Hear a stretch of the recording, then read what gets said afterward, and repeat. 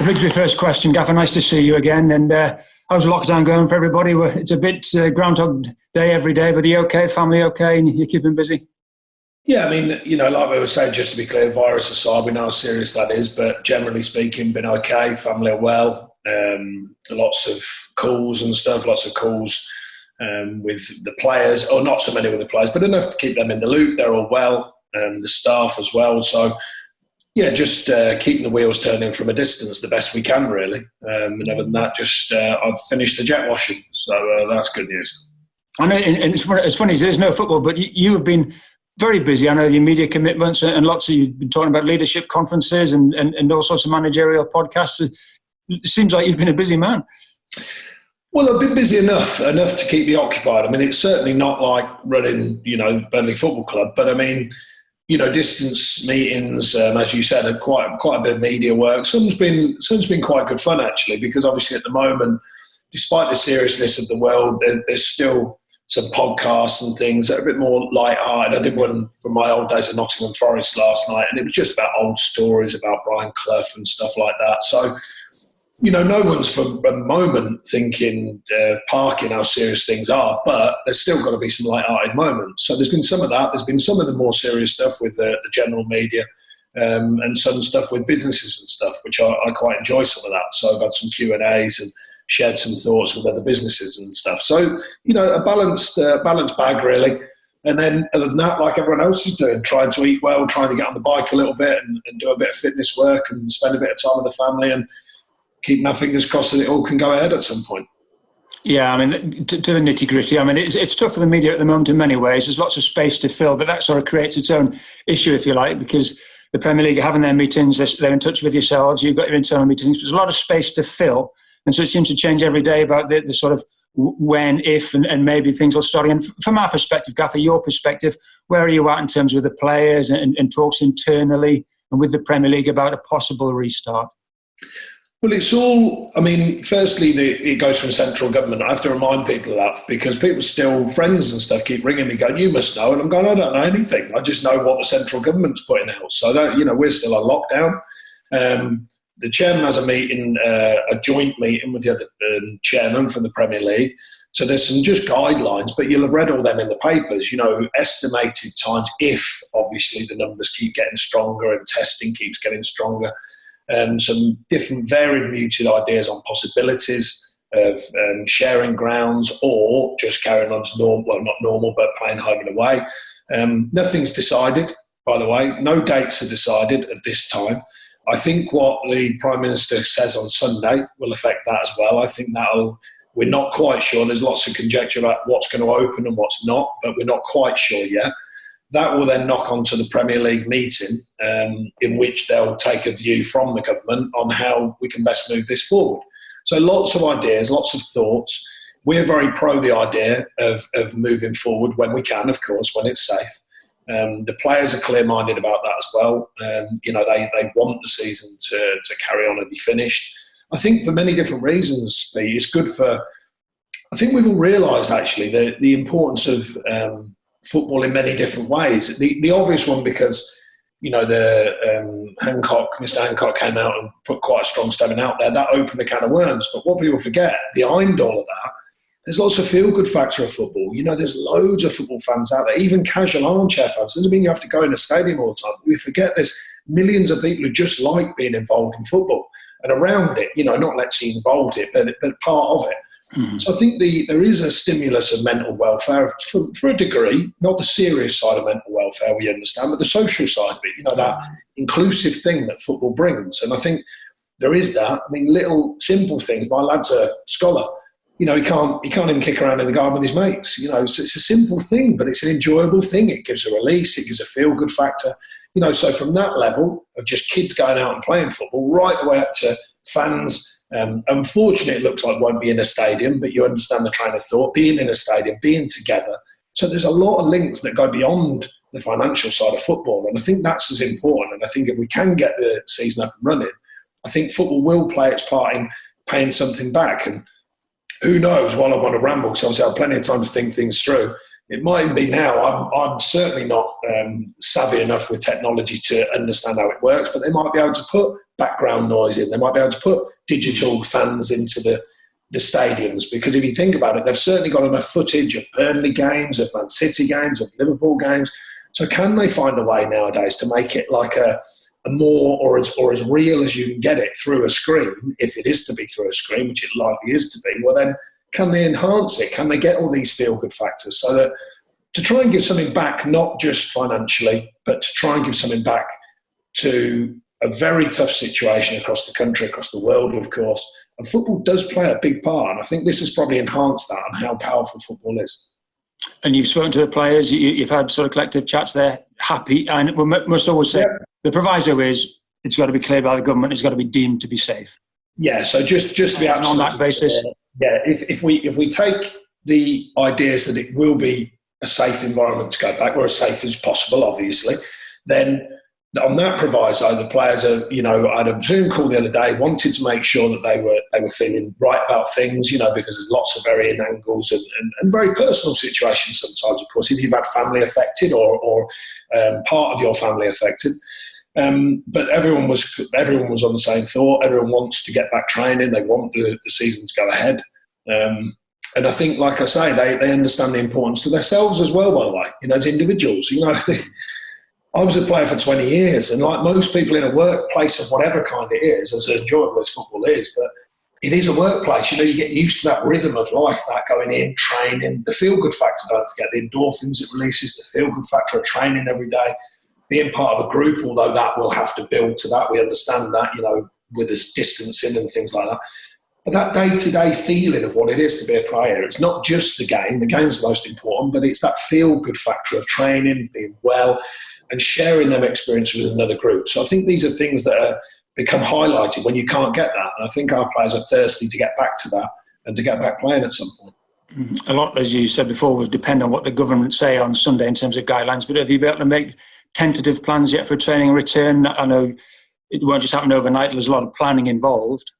Yeah, they're very open plans, though, because we thought of the ideas of, you hear some stories of doing these sessions on Zoom and sessions for this and sessions for that. But if you think about it, if you've got this is my opinion with my staff, if you've got no outcome, it's hard to plan to no outcome.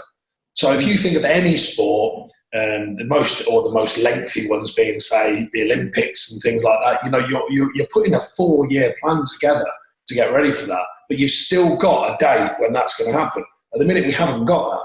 So we've been more user-friendly with the players. Like they've got a plan, we've got GPS systems so we can monitor them. But, kind of like stay well, look after yourselves, stay on board with the fitness side of things, and stay on board mentally thinking this is going to go ahead. So we've been more that now. We've got certain plans in place. Obviously, the medical team and the doctor are looking at the idea of if and when, so to make sure that we're covering the right things that we need to cover. But behind that, rather than do all these training plans that obviously might not come into force, we don't know, that we've been flexible-minded about what we know, what we do on a daily basis, what we know about our players, having been here for 7.5 years and most of my staff, the levels they're at. We've got loads of data, loads of testing data. So we think we can, move that forward pretty reasonably and pretty quickly to get players back up on board and back up to speed. So therefore, we haven't overplanned, I wouldn't say, but we're ready. If we get the go-ahead, we're in a position where things are falling into place and we're planning on making sure that we're ready to go.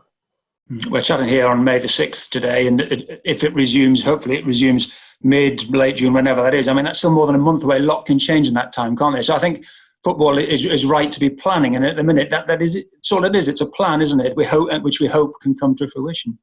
Yeah, it is. Nothing's given at the moment, but equally, we have got to have them background plans. We've been doing that for a while now, for a few weeks, but it is, with the more news that keeps coming out, it is getting a little bit more real, it feels, with the news of, expected news of some loosening off of certain situations in the country. Football may well come into that, of course. We're not clear on it yet, but the noises seem to be correct in thinking that's going to happen. So therefore, as that sort of knowledge comes out slowly but surely, it drifts out, then we'll be, we keep readjusting and replanning and readjusting and replanning with the more information we get. You've got to remember, Pete, we're going into new territory here. Everyone's going into new territory. So when you go into new territory, it's hard to plan everything. So it's not like foolproof, whereas if it was just we're just restarting, it was just whatever, something can happen in the country where, okay, we shut it down and we're going to restart, a bit more simplistic. This is something that we don't quite know about. It's new territory, so it's new for us, it's new for everyone, it's new for the fans, that's for sure, football. So we'll be guided along the way, and as you say, we'll have to work with the shifting sands of any ideas or legislation that's put in place. Then we'll have to work with that, with the intention of still at some point getting on and getting these games played. Last one on the restart. Obviously, there's a lot of money involved in the game, so there's vested interests. Presumably, you just have to think of it from a football perspective and a training perspective, and playing football fixtures. That's your job as the manager, and everybody else will deal with the politics and everybody else's vested interest, etc. Well, I think we are aware of it, though. I think we know the tax implications as well for the good of the country. We know some of the clubs who have got different varying views on their own situation. We're in a very healthy position as a club. So that has to be factored in, but it's only an awareness for me. I don't make them decisions. I make some on the running of our club, of course, but I certainly don't make the decisions on the country. So therefore, it still comes down to the focus on the players, the staff, delivering, hopefully, when we get the green light to go ahead. So that's been the main focus for sure. I'm just hoping if they went to points per games, perhaps Charlie won yesterday in EA Sports, and Dwight had a good run last week, and that might help. I know it's not your bag, but they're flying the flag. I didn't know. I didn't even know. People keep telling me about all these EA Sports stuff and all that. I've not got the depth of knowledge, I can assure you. I'm afraid it goes over my head as well. But Dwight did well, and Charlie's flying the flag, so good for Charlie. Fantastic. Good on them. Yeah, but in football terms, 20 years ago today, the football club got promoted under Stan Tennant. Stan, I know somebody you've spoken to over the years, an important milestone in the journey that you've sort of picked up and carried on in recent times. Yeah, I spoke to Stan last week, actually. I get on with him well. Most people know that. And certainly someone who's helped me in my time at Burnley. But yeah, I mean, I'm aware of more the recent history, because obviously when Stan was my dad, I played against his sides, many times. So, I mean, look, we've built on other people's good work, if you like, down the years, because even through the trials and tribulations, I know how hard management is. So even in maybe a couple of tough seasons and in different seasons, people are still going in to play their part in making sure the club's in good shape. And Stan's certainly one of them who's more than played his part. So we're happy to continue the work done by many in previous generations and previous years. I'm sure 20 years ago it felt like a big thing getting in the Championship. It was. I mean, to think that the club would now be almost a Premier League fixture, if I can say that, it's remarkable the progress that the club's made. I know you just want to keep that going, even with all the strange conditions between now and the end of the season. Yeah, I mean, every season's a challenge, but I think people buy into that challenge. We certainly do. I think the fans do. I think there's awareness and a balance to, the reality of Burnley Football Club. But where it is now compared to where it was many years ago, and then where it was in pretty recent times, and including where it was when I became manager. So I think we can certainly reflect on that and we're in a very strong position, both on and off the pitch. And also, I think one of the things that's really important is the work that the club's doing in the town now. When I first came in, they were doing bits and bobs and things they could do, whereas now they're very proactive in doing lots of things. And I think that's that is sometimes the forgotten story of what the Premier League can bring as well. The wealth and the kudos that comes with the successes, the varying successes we've had, has also been drip fed into the local community as well. And I think that's an important aspect, because as the club moves forward, continually looking to, you've got no choice in the Premier League to become more of a sort of commercial unit, but that doesn't mean that you lose your soul. It doesn't mean you lose your heartbeat. And I think that we've stayed connected. I think the local community is still connected with the club, even though the growth of the club and the kudos and the sort of Premier League tag, if you like, I think there's still an earthiness and there's a belief in the connection between the people and the club. And I think that's really important. And I think it's not easy to find that connection, but it's still there and it's still very strong. And I think that's important going forwards. I think you're absolutely right. And just lastly, Gaffer, it's important now that, we're trying to keep supporters informed and entertained, and it's important we need people to stay with us. I know you've taken time out to speak to commercial partners, and because it's a tough time for every club at the minute when revenues and, season ticket holders don't perhaps know what's going to happen next year. We need everybody together, don't we? Yeah, although it's no one's fault, quite obviously, we just thank everyone for their patience. We can't do anything about it. I know I've made it clear we want to continue. We want to get back playing. for many different reasons, but that includes the supporters, albeit if it's through a screen, but it still means that we're out there trying to do well for the club and for the supporters. So I think that is a real thirst that we've got, and now it's down to, hopefully, the doors opening a little bit more and we can get on with things. Let's hope so, Gaffer. We'll hopefully see you soon in the flesh at some point, but thanks a lot for your time again today. Cheers, everyone. Stay well.